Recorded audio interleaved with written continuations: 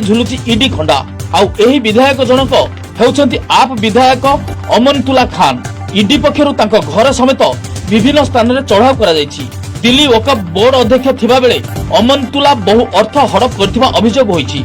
एने तांको नारे पूर्वरु मामला रुजु होइथिबा बेले ईडी एबे मनी लॉन्ड्रिंग जांच आरंभ करछि। दिल्ली वक्फ बोर्ड रे अध्यक्ष भाबे कार्यरत थिबा बेले से 32 जन को बेनियम भाबे भर्ती करथिबा अभियोग होईछि।